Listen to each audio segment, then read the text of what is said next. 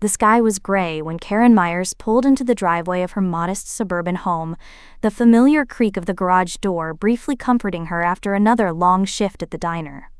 She hadn't even made it to the front steps before she saw him. Zach, her only son, slouched on the porch like an abandoned scarecrow. His duffel bag sat at his feet, worn and torn, the zipper half busted. He looked thinner than she remembered, face sallow, eyes ringed with exhaustion. Still handsome, still her baby, but something was off. "Zach?" she called out, halfway between joy and worry. "What on earth? What are you doing here?" He didn't rise. Just gave a half smile, and muttered, "Didn't have anywhere else to go." Karen's heart leapt and broke at once. She hadn't seen him in over a year.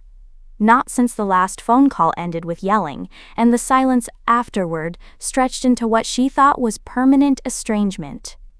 But now, here he was, unannounced, disheveled, and evidently defeated. She opened her arms, and after a long moment of hesitation, he stood and walked into her embrace. She held him close, breathing in the scent of old sweat and travel grime. "You're home now," she whispered. "You're safe." But she was wrong. The first few days were filled with an awkward nostalgia. Karen made his favorite dinners, meatloaf, mashed potatoes, the lemon bars he used to sneak before they'd cooled. Zach mostly stayed in his room, blinds drawn, the door closed. She chalked it up to exhaustion, trauma even. He had always been a sensitive boy. Life, she figured, must have hit him hard. When she asked what had happened between him and Eliza, his long-term girlfriend, he waved her off. "She's poison," he said flatly. "Let's not talk about her." He never mentioned his job search, or his plans, or what he'd do next. He never thanked her. Then came the subtle shifts. Her groceries started disappearing faster than usual. She'd buy a carton of eggs on Monday and find it empty by Wednesday. Bottles of wine she'd stored for special occasions vanished entirely. Her medicine cabinet, once neatly organized, now looked rummaged through. When she gently confronted him, Zach rolled his eyes and accused her of being paranoid. "You always think someone's out to get you," he muttered. "Maybe you should get that checked out." The words stung more than she admitted. Karen had spent her life putting Zach first, working long hours as a waitress, turning down promotions that would keep her away at night, skipping vacations, and sewing his Halloween costumes from scratch. The idea that he now viewed her as a burden, or worse, an inconvenience, rattled her. One evening she came home to find the living room rearranged. Her floral print armchair, her favorite, had been shoved into the garage, replaced by a beanbag and a gaming monitor. Zach sat on the couch, controller in hand, not even glancing up as she entered. "What happened to my chair?" she asked. "Didn't fit the vibe," he replied flatly. Karen's stomach nodded, but she said nothing. Not yet. The final straw came on a damp Thursday evening. Karen stayed late at the diner to cover for a coworker. When she finally arrived home, the porch light was off. That was strange. She always left it on. Her hands fumbled for her keys in the dark, but when she tried the front door, the key wouldn't turn. Confused, she tried again, harder this time. Still nothing. She bent down to peer at the lock and saw it had been replaced. Sleek and new. She knocked, heart racing. Then she banged.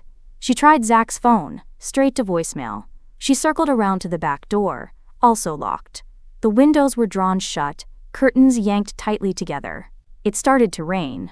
She stood on the porch, soaked and shivering, staring at her house like it was a stranger's. A light flickered on upstairs. A shadow moved. Then, nothing. Karen sank down onto the front steps, clutching her purse, the realization hitting her with cold, unrelenting force. She had been locked out of her own home. By her son. And she had no idea why. Karen spent her first night in the car outside a closed pharmacy on a quiet side street, engine off, seat tilted back just enough to keep her spine from screaming. Rain tapped against the windshield in a steady rhythm, the droplets distorted by the amber glow of the streetlight above. Her body ached from exhaustion, but her mind wouldn't rest. She kept reliving the moment, rattling the doorknob, calling Zach's name, the cold flash of panic as she realized she was truly, inexplicably locked out. There had been no fight, no note, no warning, just the silent, suffocating finality of a changed lock. The next morning, crumpled and groggy, Karen drove to a nearby diner, the other one in town, where she wouldn't run into coworkers. She ordered a single cup of coffee and used their free Wi-Fi to check her email and banking app on her phone. Her hands trembled as she logged in. The screen loaded slowly, too slowly. She tapped again. Finally, the balance appeared. $0. Karen blinked, rubbed her eyes, tried again. Savings account, 0. Retirement account, no access. The section for her investment portfolio had a red error message. Account not found. No, this has to be a mistake, she muttered aloud. She rushed to her car and drove straight to her bank, an old-fashioned branch where they still knew her by name.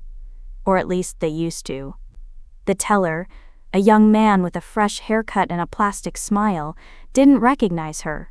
He asked for her ID and printed out her transaction history. Karen scanned the pages, heart pounding in her chest. $145,000 gone, piece by piece. 2 weeks ago, a flurry of wire transfers began, first to a holding company she didn't recognize, then to a second account under the name K. Myers Trust. The final balance read, $0.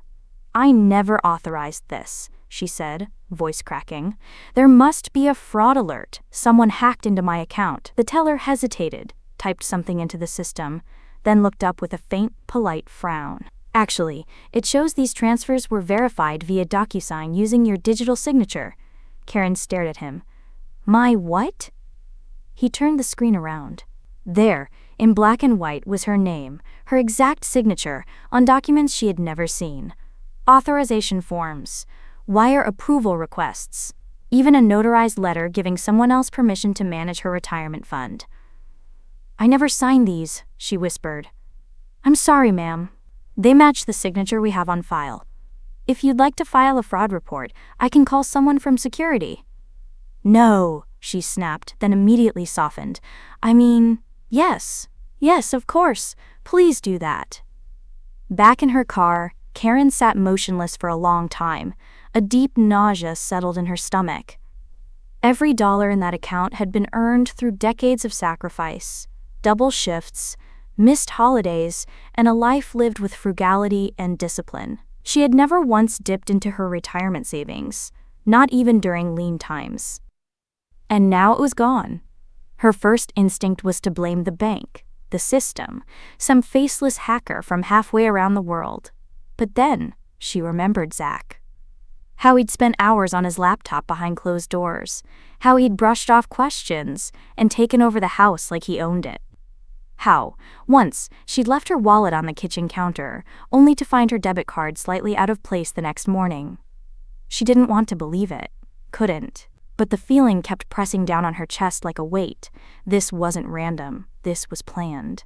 Later that evening, she drove to the local library and used a public terminal to search for the name on one of the wire transfers, Fenvale Asset Management. The company's website was sleek, vague, and almost certainly fake. Its address led to a virtual mailbox inside a strip mall halfway across the state. She dug deeper, scanning financial blogs, complaints, legal forums.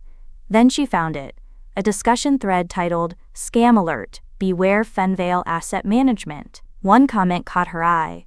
They stole my father's retirement fund using forged POA docs. Claimed he authorized it, but it was a digital signature. We couldn't prove it. They ghosted. Be careful. These people know what they're doing. Karen stared at the screen, chills running down her arms. She was not the first, and unless she acted fast, she wouldn't be the last. Karen sat in the front seat of her car, parked behind a shuttered laundromat. her breath fogging the windshield as dusk settled into a heavy silence. She hadn't showered in 3 days. The ache in her lower back had become a dull, constant throb. But tonight, she wasn't focused on her body. Tonight, she was trying to remember where she might have stashed her old tablet. She reached under the passenger seat and yanked out a grocery bag filled with forgotten odds and ends. Napkins, crumpled receipts, a bottle of expired aspirin. And then, there it was, her battered tablet, long since abandoned when her phone had become her main device. She held it in her lap and stared. It still had a bit of charge. As the screen flickered to life, her heartbeat quickened. The home screen was unchanged. Icons scattered across a flowered wallpaper of her and Zach from 5 years ago. He was smiling in the photo, a graduation cap slightly tilted on his head, his arm around her shoulders. She looked proud, radiant, hopeful. She had no idea what that smile would cost her. She tapped into the email app out of habit, expecting spam and nothing more, but one folder caught her eye, Z-Sync Backup. She didn't remember creating it. With a tap, it opened. Inside were dozens of saved documents. PDFs, screenshots, scanned forms. Some were labeled cryptically, Asset Dist, Final V2.pdf, POA, Auth Revoked, and KLM_trust_agreement. Karen scrolled slowly, her breath catching in her throat as she opened one after another. The documents were dense, pages of legal language, banking terms, digital authorizations, and signatures. Her signature. Over and over again, on forms she never saw. Some dated months ago. She felt the floor of her world give out beneath her. But then she found something worse. A draft email saved in the tablet's outbox. It was addressed to an encrypted address, lcode@redmail.pro. The message was chilling in its coldness. Subject: Update on phase transition.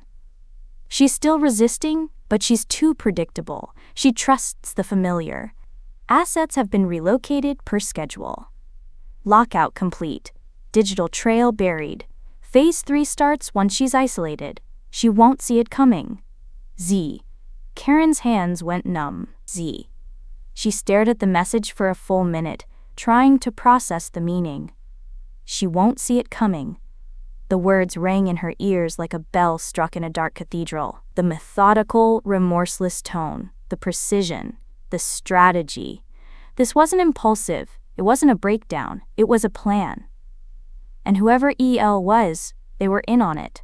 Karen's pulse pounded as she clicked on the draft's properties. Last modified 2 weeks ago. That was around the time Zach had started acting strange. When he first rearranged the house. When he began keeping his laptop password protected at all times. When he had asked her, offhandedly, what bank she kept her retirement in. She remembered brushing the question off, laughing. "Why? Are you going to rob me?" she had joked. He hadn't laughed back. The rest of the folder contained image scans, photos of Karen's ID, her insurance card, even her handwritten grocery lists.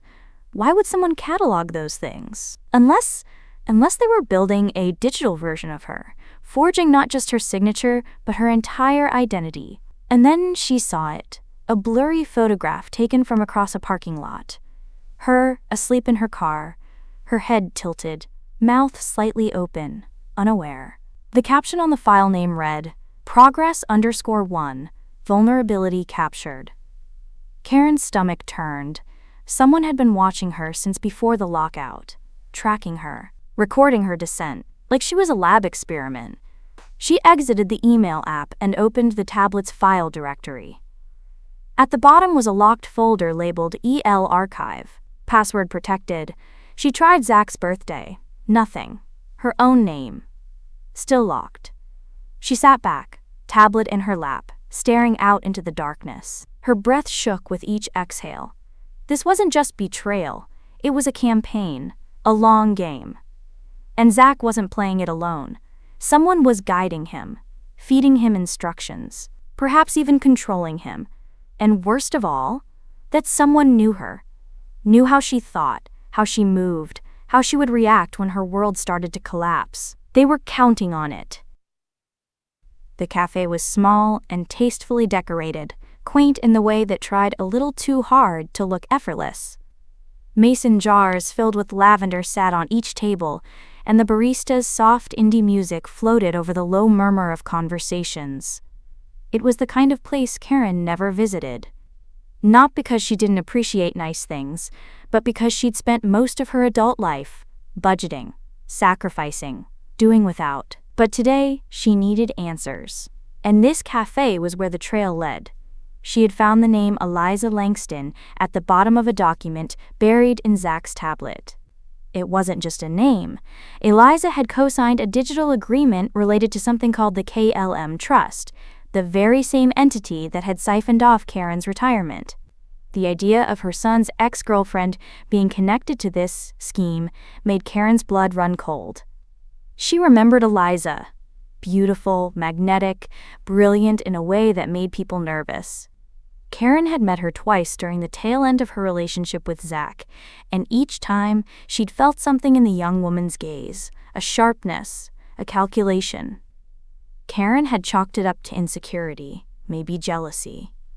But now, sitting across the cafe from her, she saw it for what it was. Predation. Eliza Langston hadn't aged a day. Her chestnut hair was tucked into a sleek bun, her nails lacquered a pale pink that screamed old money. She wore a camel-colored trench coat that looked as though it cost more than Karen's last 5 paychecks combined. When Karen entered, Eliza had already been waiting, with tea, not coffee, the kind of person who always appeared perfectly poised, never rushed, never flustered. Karen approached slowly. "You're Eliza?" Eliza smiled, wide, warm, false. "Karen Myers. I was wondering how long it would take you." Karen sat down. She didn't want to play games, but she had no idea what the rules were. "Why is your name on financial documents tied to my accounts?" Eliza's smile didn't falter. "Because I'm part of the reason you're finally seeing the truth. Zach couldn't have done it without me." Karen's heart pounded. "Done what? Stolen from me? Locked me out of my own home? Left me sleeping in my car?" For the first time, Eliza blinked. Not with shame or hesitation, but like someone enjoying the first act of a very long play. "You always painted yourself as a martyr," she said softly. "The struggling single mother. The saint. But Zach was suffocating under your thumb. You never let him live. I gave him everything," Karen snapped. "Every hour of my life. Every dollar. Every chance. And he hated you for it." Eliza leaned in. "He told me everything, Karen. How you controlled his life. How you tracked his location like he was a parolee. How you twisted everything to make him feel guilty when he wanted independence." Karen sat back, stung. "So this is revenge? You convince him to rob me blind and destroy my life because I didn't let him flunk out of high school? You still think this is about you?" Eliza's voice tightened. "You think you're the victim in all this? You ruined my life. You destroyed what Zach and I had. You turned him against me with your little whispers. She's not stable. She's too intense. You deserve better. You made him leave me." Karen's breath caught. She remembered a conversation years ago, after a particularly vicious fight between Zach and Eliza. She had told her son, gently, that love shouldn't hurt. That control wasn't affection. That sometimes walking away was strength. Now it seemed Eliza had never forgotten. Or forgiven. "I didn't make him do anything," Karen said quietly. Eliza smirked. "No, but you made him doubt me. And doubt is a crack. All I had to do was widen it." Karen stared, feeling a mix of nausea and awe. Eliza wasn't unhinged. She was methodical, intelligent, and terrifying. "He's not the same," Karen whispered. "No, he's not," Eliza agreed. "He finally sees who you are. Karen stood slowly, trying to keep her voice steady. Whatever game you're playing, I'll stop it. Eliza's smile returned, this time sharp as a blade. Oh, Karen. I'm not playing a game. She leaned forward, her voice a whisper of poison. I'm rewriting the rules. The call came just after midnight. Karen was parked behind a 24-hour gym, using their restrooms to wash up between shifts. Her phone buzzed once, an unknown number, then again. She hesitated.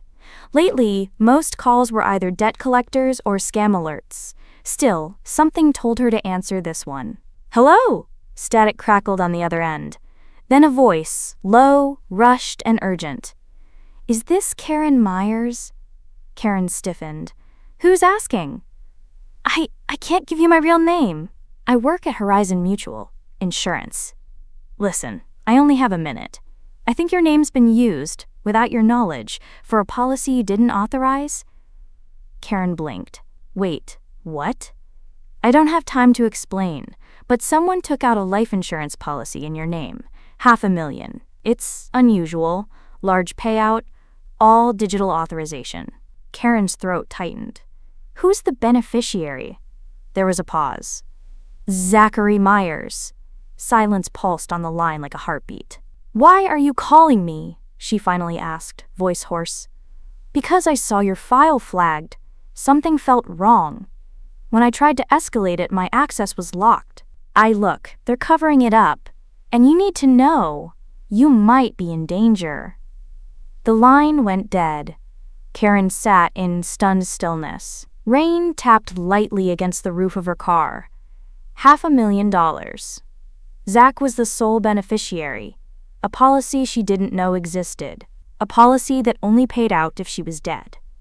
The next morning, Karen made her way to the Horizon Mutual branch downtown. It was a sleek building with glass walls and marble floors, far removed from the sterile little banks she used to visit. She walked in, dressed in a wrinkled blouse and slacks, hair tied back with a cracked plastic clip. People stared. She didn't care. She asked for information on her policy. The receptionist smiled robotically. Do you have an appointment? No. I have a name, a birth date, and a very strong suspicion that someone's planning to collect money after I die. The receptionist blinked, then disappeared into a back office. 10 minutes later, Karen was ushered into a sterile conference room, where a woman with red lipstick and cold eyes greeted her with forced politeness. Ms. Myers, I'm afraid we can't disclose policy details without a verification of the digital signature on file. Karen leaned forward. I didn't sign anything. The woman smiled tightly. But the system indicates otherwise. Your digital authorization was verified via two-step authentication and retinal scan. Karen laughed bitterly. Retinal scan? I don't even use facial recognition on my phone. Well, the technology is quite secure. Perhaps someone else forged everything? Karen interrupted. That's exactly what I'm telling you. The woman's demeanor shifted ever so slightly. Ms. Myers, this is not the first time someone's tried to dispute a policy. If you believe a crime has occurred, you're welcome to file a police report. Karen stood. Don't worry, I will. As she turned to leave, she noticed a printed document sticking out of the woman's folder, a partially redacted policy application. At the bottom, just barely visible beneath a post-it note, was a familiar set of initials, EL. That night, Karen drove back to the bank and parked across the street. She watched the lobby close for the evening, the lights slowly dimming. Across town, someone had built an empire of lies in her name. Someone who had planned for every contingency. Not theft, not eviction, erasure. She wasn't meant to reclaim her accounts. She wasn't meant to survive long enough to ask questions. This was never just about money. This was about removal. Clean. Legal. Irrevocable. She sat in the dark and tried to make sense of her son's face in her mind. Not the child she raised, but the man who had looked at her weeks ago with indifference. The man who had let her scream on the other side of the door and never opened it. And now, the man who might have signed off on her death. Her voice cracked as she whispered. What have you done, Zach? Karen didn't sleep much anymore. Even when she closed her eyes, her mind kept moving, frantically retracing old steps, reanalyzing every moment that might have led to this slow, quiet unraveling. The betrayal, the lockout, the empty accounts, the chilling revelation that someone had taken out a life insurance policy in her name. Each thread in her life was no longer frayed. It was being deliberately cut.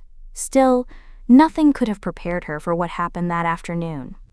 She had stopped in the neighborhood for the first time in days, too afraid to approach the house but needing, desperately, to see it.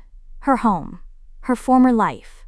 It looked unchanged from the outside, shutters freshly painted, flowers still blooming in the garden she once tended daily.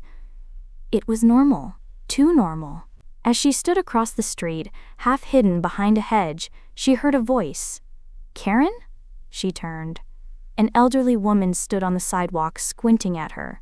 It was Mrs. Gladstone, her old neighbor. Karen had once brought her soup during a long illness and helped her carry groceries up the porch steps every Sunday. "Oh my goodness," the woman said, approaching with a hesitant smile.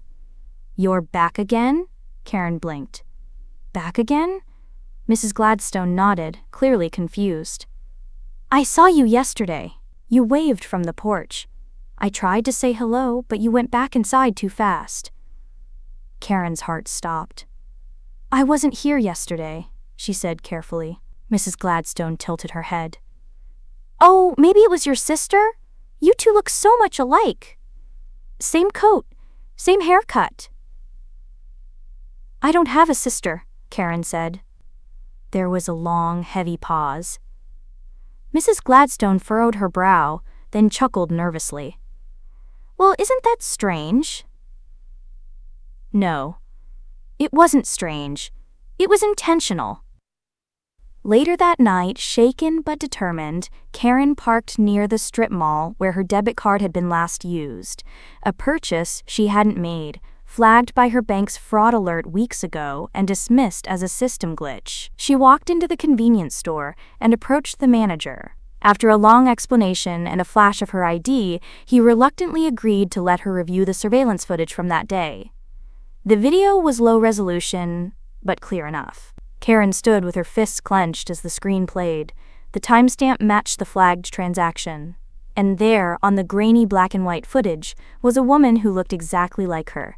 Same height, same build, same hair, same coat. The woman smiled at the cashier, handed over Karen's card, signed her name on the receipt, and walked out with a plastic bag of items. Karen watched, frozen, as the woman turned toward the camera. The resemblance was chilling, not identical, but intentional. Someone had studied her, imitated her, became her. It wasn't just stolen money anymore, it was identity theft, on a level she hadn't imagined possible. Back in her car, Karen's mind spun. Could this woman be Eliza? She doubted it. Eliza was taller, her features sharper. This impersonator was designed to pass as Karen from a distance, close enough for a security guard or clerk to glance at her ID and not think twice. Close enough for the bank to believe digital signatures. For Horizon Mutual to accept a biometric scan. Close enough for a neighbor to wave and say, "Welcome home." She had a terrible thought. What if this wasn't just fraud? What if this woman was meant to replace her? Not kill her in the traditional sense, no, nothing that obvious, but erase her from every record. Redefine her as missing, then presumed dead. Let the money change hands. Let the policy pay out. Let the world move on. And in her place, someone would quietly assume her role, long enough to close every legal gap. It was a doppelganger clause, a silent handoff of identity. And Karen was the only one who knew. She clutched the steering wheel, her knuckles white.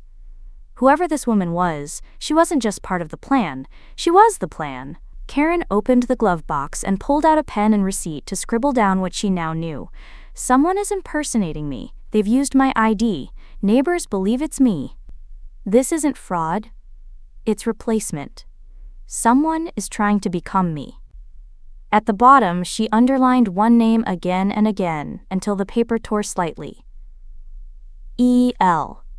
She didn't know what the initials stood for anymore, but she knew one thing. Whoever was behind them knew her better than anyone else alive. The letter had been tucked inside a stack of yellowed legal papers stored in Karen's old lockbox, hidden deep in a storage unit she'd almost forgotten she had. She hadn't meant to go there. She was just trying to find something, anything that proved her identity beyond digital records. A physical paper trail, something that hadn't already been cloned, forged, or erased. Birth certificates, tax returns, childhood school records. It was all in the back corner of a storage unit she'd kept for nearly 2 decades, stuffed with relics from a life before fear. But it wasn't paperwork that caught her eye. It was a hand-addressed envelope buried between legal documents. No stamp, no mailing label, just one name written in blue ink. Karen. Inside was a folded piece of stationery, lined and trembling slightly with age. It was her mother's handwriting. Delicate. Careful. Familiar. Karen, if you're reading this, I'm no longer here. There are things I never told you, things I kept secret to protect both you and Zach. I only pray you'll understand why. You always believed Zach was your son. You raised him as your own, and in all the ways that matter, he is yours. But biologically, he is not. He is your sister Evelyn's son. You were just 20 when it happened. Evelyn was already spiraling. Drugs, bad men, legal trouble. She showed up at the house, 7 months pregnant and half mad with fear. She begged me to take the child, to give him a chance. When Zach was born, she disappeared. We filed no official adoption papers. It was easier, cleaner, safer for everyone if we simply said he was yours. I'm sorry, sweetheart, I should have told you. But I watched the way you loved him, how fiercely you protected him. It felt right. Please forgive me. Mom. Karen sat frozen in the silence of the storage unit, the only sound the distant hum of fluorescent lights and her own shallow breath. Zach wasn't her biological son. Evelyn. The name felt like it came from a different life. Her sister had been a comet, brilliant and destructive, vanishing as quickly as she blazed. They hadn't spoken in years. Evelyn had always walked the line between recklessness and ruin, charming her way through chaos, pulling everyone around her into the fire. Karen had been the opposite. Quiet. Responsible. The one who stayed behind, cleaned up the messes, and in the end, the one who raised Evelyn's child as her own. Now, it all made an awful kind of sense. The forged documents. The impersonator. The insurance policy. The woman on the surveillance tape. Even Eliza. They weren't just random actors in a cruel betrayal. They were connected. And Evelyn. Evelyn was the missing thread. Could she be alive? Could she be the one pretending to be Karen? The one slowly dismantling her life? Karen stumbled out of the unit, the letter clutched in her hand like a lifeline. She sat in her car, stunned. The memory of Zach's face as a toddler surfaced, chubby cheeks, a crooked smile, the way he used to grab her pinky and refuse to let go. None of that had been fake. But if he'd found out the truth, did he believe she had stolen him? Had Evelyn told him that, spun a twisted version of history in which Karen was the villain? Her phone buzzed with a news alert. She ignored it. Her world was spinning. Sharp and painful. A conversation from years ago. Zach, maybe 15, asking about his birth certificate. Why was it a photocopy? Why was his father listed as unknown? She'd lied, told him the records were lost in a flood. He hadn't believed her. She hadn't known it then, but that might have been the moment she started to lose him. The last piece fell into place not long after, while cross-referencing the wire transfers again. One document, an email authorization to Fenvale Asset Management, was signed by Evelyn K. Myers. Karen stared at the name. Evelyn had vanished from public record decades ago. No tax filings. No leases. No phone bills. She was a ghost. Unless she never really disappeared.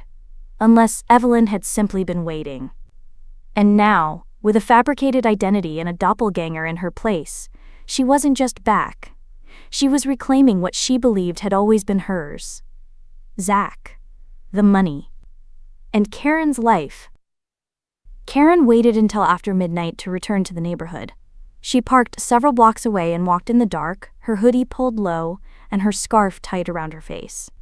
Every step toward the house that had once been her sanctuary now felt like an infiltration. Her palms were slick with sweat, not just from fear of being seen, but from the knowledge that whoever was inside wasn't her. The porch light was off. Good. She crouched by the side gate, heart pounding, and tapped her phone's flashlight just enough to guide her hand toward the latch. Still broken, just as she'd remembered. Inside the backyard, the old rose bushes were gone, dug out or dead. Zach's childhood swing still hung from the tree, creaking slightly in the breeze, a ghost of happier times. The back door was locked, but the garage window was still loose. She had fixed it once, years ago, but half-heartedly, because who would ever try to break into her home? Now she was counting on that negligence. She hoisted herself up and slid inside, landing on the cold garage floor with a grunt. A rake clattered to the ground. She froze. No sound from the house. She crept forward and eased the interior door open. The smell hit her first. Unfamiliar perfume, sharp and citrusy.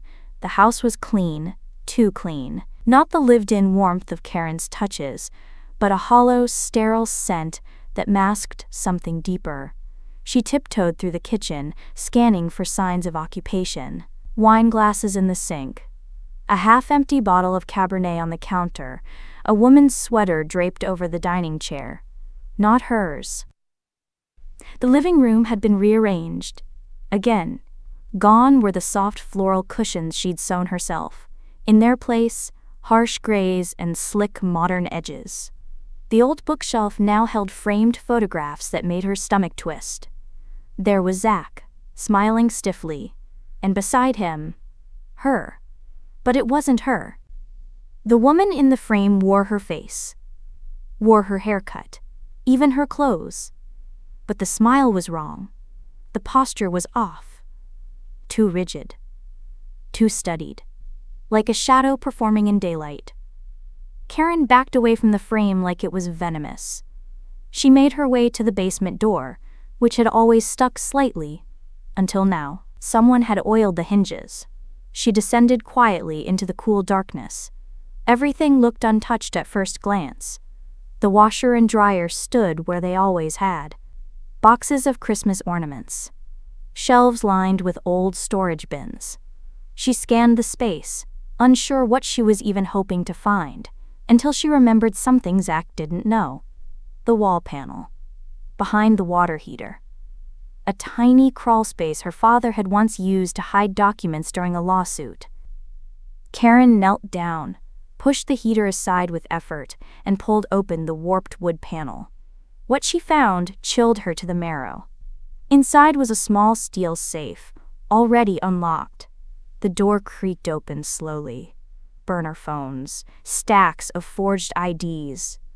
Passports in her name, with different birthdays and addresses. Photos, dozens of her, taken from afar. Sleeping in her car, walking into a diner, crying beside a gas pump. She was being watched, stalked, documented. But why? At the very bottom of the safe lay a black envelope labeled Contingency, KM Full Replacement. Karen tore it open. Inside was a typed document. Clinical, calculated. Objective. Reintegration of primary heir, Zachary M., under original lineage, Evelyn M. Target, Karen M., considered high risk for instability. Removal phase executed 68%. Assets acquired. Identity suppression underway. Public record disruption pending. Every sentence hit like a punch to the chest. This wasn't just a betrayal. It was an operation. Coordinated. Strategized. Cold. Someone had rewritten her role in her own life, and they were almost finished. She shoved the documents into her backpack, slammed the safe closed, and crept back up the stairs. Halfway up, she heard it. A voice. Muffled. Feminine. Not Zach's. She was never supposed to make it this far. Karen froze. Then, footsteps. coming down the stairs. She ducked into the broom closet just in time, pressing herself between a mop and a stack of paint cans. The footsteps paused outside. A whisper of movement. Then retreating steps, climbing again. Karen didn't move for 5 full minutes. Then, with the kind of silence only the hunted know, she slipped out the back and vanished into the night. Her hands were shaking. Her son hadn't just been manipulated. He was being reclaimed. And she was now officially living on borrowed time. It was pouring rain the night Karen confronted Zach. She didn't plan it. In truth, she hadn't expected to see him again. Not until she had legal proof. Not until the police could protect her. Not until she could claw back some semblance of power. But when she saw his car outside the cafe they used to visit on Sundays, parked casually in front as if nothing had happened, something in her snapped. No more waiting. She stepped inside, soaked, her hood dripping, and her hands clenched so tightly that her nails bit into her palms. And there he was, sitting in a booth, staring out the window with the same distant expression she had once called thoughtful. Now it looked more like indifference. "Zach," she said. He looked up. His eyes widened, but not in fear. In recognition. In resignation. "Mom," he said. Quietly. Flatly. "Don't," she snapped. "Don't you dare call me that." There was a long pause. Then he gestured for her to sit. Like this was just another chat. Another heart-to-heart. Another moment between mother and son. But there was no mother and son anymore. There was only Karen and the boy she had raised who had helped destroy her. "I found the letter," she said, lowering her voice. "From Grandma. About Evelyn. About who you really are." Zach didn't flinch. "So you know?" "I know you're her son. That she left you, that I raised you, that I gave up everything. Everything. So you could have a life she couldn't give." He still didn't look at her. "And yet you lied to me." Karen blinked. "What?" "You lied my whole life. You let me believe you were my mother. You built my life on a secret. On a lie." "I protected you," she said, louder than she meant to. "You were a baby. You were innocent. She disappeared. You would have ended up in foster care, maybe worse. I saved you." "No," he said coldly. "You stole me." Karen sat back, stunned. And then she saw it. How far gone he was. His eyes weren't angry. They weren't even sad. They were hollow, rehearsed. As if someone had drilled those words into him again and again until they became truth. "Eliza?" she asked. "Was it her who told you this? Or was it Evelyn herself?" Zach finally looked her in the eyes. "She's not dead," he said. "She's alive. She came back. She found me." The world around Karen dimmed to silence. Her hands trembled. "She told me what you did. She told me how you kept me from her, how you let everyone believe she was unstable. Dangerous. She showed me what she lost." "I didn't take you from her," Karen whispered. "She gave you to me. She left. I tried to find her. I waited, Zach. I waited. But she never came back. She said you manipulated Mom into leaving. That you were always jealous of her. That you wanted what she had." Karen leaned forward, her voice breaking. "And what did I have, Zach? Scrubbed floors? Overdue bills? A back that's been in pain since I was 30 from working double shifts to pay for your shoes? What part of my life did I steal that you think belonged to her?" He said nothing. So she kept going. "I wiped your tears when you scraped your knees. I skipped meals so you could eat. I fought your teachers when they gave up on you, and I never, not once, told you who your mother was, because I was terrified it would destroy you. And now she walks back into your life and tells you I'm the villain, and you just believe it?" "She didn't ask for anything," Zach said. "She just wanted the truth." Karen shook her head. "No, she wanted more than that. She wanted me gone, and you helped her." There was a flicker then, a crack in his armor. "Do you know what's happening, Zach?" she said. "She didn't come back because she missed you. She came back because she knew about the money, the policy, the house, the documents. She's replacing me. He looked away. "Did she tell you that?" Karen asked. "She said you were unstable, that you wouldn't let go, that we had to move forward. And signing over power of attorney to her, that's moving forward?" He said nothing. Karen stood, trembling. "She's using you. She's always used people. You were just a baby when she left the first time. Now you're her in." Zach's voice was barely audible. "She said you'd say that." Karen turned, her throat tight, her heart cracked down the center. As she walked out into the rain, she realized something awful. Zach hadn't just betrayed her, he'd chosen Evelyn. And Evelyn hadn't just come back to reclaim her past. She had come back to erase Karen from it. The obituary was short, sparse on detail, barely believable. Karen Myers, age 59, of New Haven, Connecticut. Beloved community member. Cause of death, cardiac arrest. No funeral. No memorial. Just a name in print. A legal death certificate. A quiet erasure. And that's exactly what they wanted. But Karen Myers wasn't dead. She was watching. 3 weeks earlier, after escaping her own home unseen, Karen had driven for hours, with no destination. Only desperation. Sleep-deprived, dirty, and discarded, she had considered giving up. But in a moment of desperate resolve, she'd pulled into the one place no one would look for her. A roadside motel on the outskirts of town, the kind with flickering vacancy signs and night managers who asked no questions. There, she made the hardest decision of her life, to disappear on purpose. She reached out to the anonymous whistleblower from Horizon Mutual, the one who'd warned her about the life insurance policy. His name was Marcus, and it turned out he had more than guilt on his side. He had evidence, backups of forged authorizations, server logs that had mysteriously been scrubbed, and a personal vendetta against Evelyn Langston, who he believed had blackmailed a former executive into helping her. And Marcus wasn't alone. Through him, Karen found Ruth Tanaka, a semi-retired private investigator who specialized in financial crimes involving identity fraud and inheritance scams. Ruth had seen schemes like this before, but rarely so intricate, and never involving a mother, a son, and a woman who had faked her own death 2 decades ago. Together, they crafted a plan.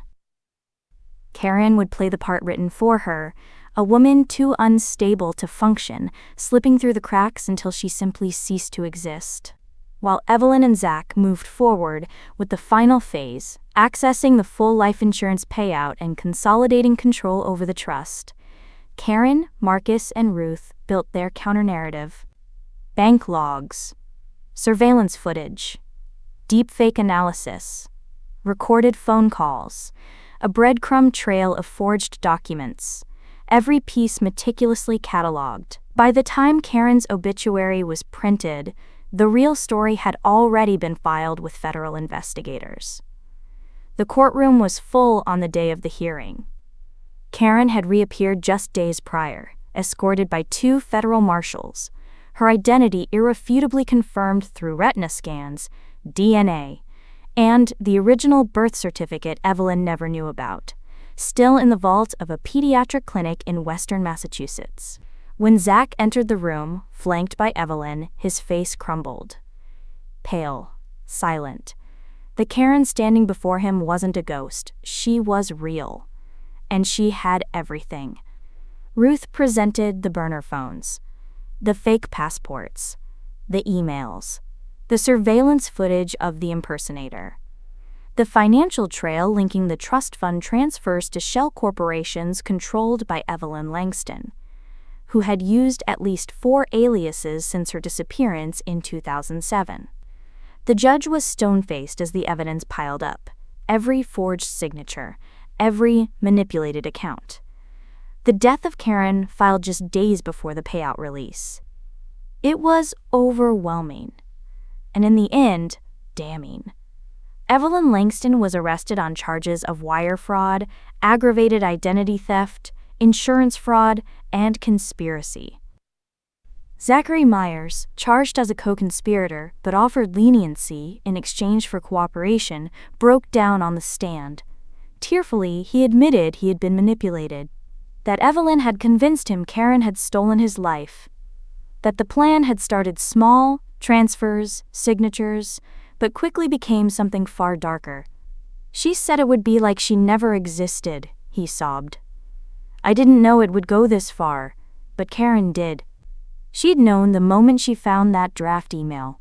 She won't see it coming." They had tried to delete her. Instead, she stood before the world, vindicated. A month later, Karen returned to her house. The locks had been changed, again, but this time, by her. The garden was overgrown. The mail still came addressed to someone else. It would take time, healing, maybe years, to feel safe inside those walls again. But it was hers. Her name was on the deed, her future was her own. And then, on the morning of the first snowfall, a letter arrived. No return address. Thick envelope. Elegant handwriting. Inside, a single sheet of paper. "You may have won this round, but you don't know who I really am yet." Karen stared at it. Was it Evelyn, reaching out from a prison cell, or someone else entirely? Eliza Langston had vanished in the chaos. Never found. Her name never tied to the crimes. Her digital footprint wiped clean. Who had been the mastermind? Evelyn? Eliza? Someone else? Karen folded the letter and placed it in the drawer beside her bed. She didn't know the answer. Not yet. But she'd be ready when it came. Because now, she saw everything coming.